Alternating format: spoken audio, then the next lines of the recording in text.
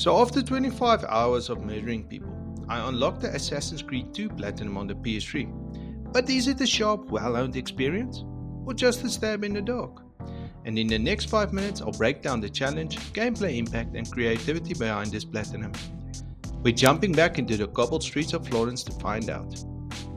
Before we get into the trophies themselves, let's just take a second to appreciate what a masterpiece Assassin's Creed 2 is.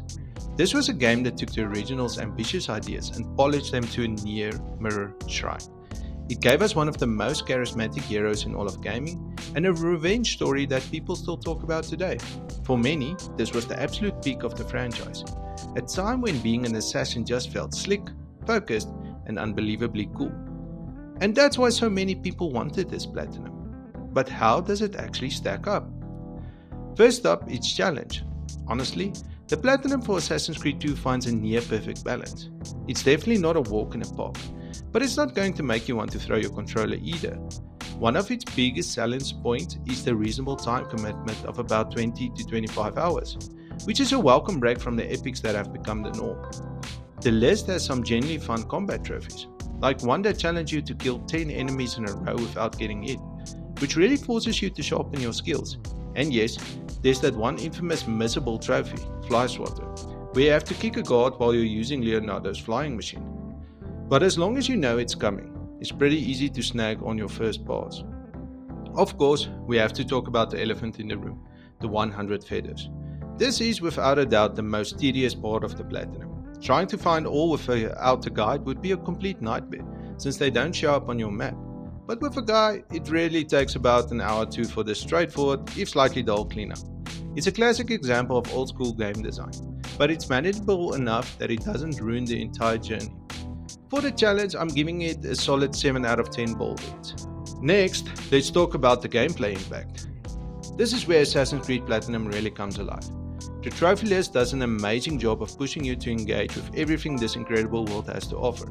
It naturally guides you to explore every corner of the Italian cities, sync all viewpoints, discover the hidden assassin tomb to get the best armor in the game, and solve those cryptic puzzles left behind by Subject 16. Instead of feeling like a chore list, most of these trophies feel completely woven into the main story.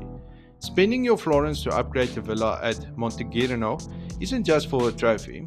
It fills your pockets with more income and gives you access to better gear.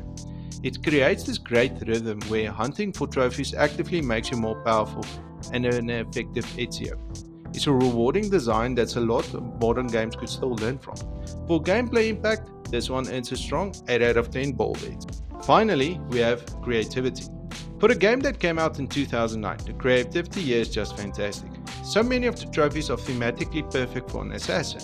The game wants you to buy beautiful paintings in Florence and Venice, poison a guard, then pull off a stylish air assassination, and even blow a ridiculous amount of money on courtesans for a red light addict trophy. These little objectives are full of personality and pushes you to mess around with game mechanics you might otherwise ignore. The trophies that ask you to throw sand in a guard's face or sweep 5 of them off their feet with a pole arm forces you to master the combat beyond just mashing the counter kill button. You can tell this list was put together with real love for the world that the developers built, and for creativity this scores an impressive 8 out of 10 ball hits. So for a pro tip, before attempting the Fly Swatter trophy, which is the only missable trophy in the game, make sure to do a manual save as it can only be obtained in a DNA sequence 8. This will occur when you need to break into a palace and you will use the fly machine given to you by Leonardo da Vinci. This is a very easy trophy as you need to just kick a guard, but be mindful that it is missable. To kick a guard, fly towards one and hold the L1 button. So, is it worth your time? 100% yes. This is an almost perfect example of what a Platinum trophy should be. A journey that makes you appreciate the classic game on a deeper level, without it ever feeling like a wasting your time. It's fun, rewarding, and a fantastic hit. The Assassin's Creed 2 Platinum is a breath of fresh Renaissance air. Adding it all up, the Assassin's Creed 2 Platinum trophy gets a final score of 7.5 out of 10 ball hits. But that's just my take. What do you think? What's your favorite animus memory from Assassin's Creed 2? And be honest, are the feathers really as bad as everyone says they are? What's the most frustrating collectible you've ever hunted for Platinum? Drop your horror stories down below. And if you enjoyed this breakdown, make sure to subscribe for more Platinum reviews and click here for my previous videos. My next Platinum discussion will be Minecraft. Thanks for watching. Cheers guys.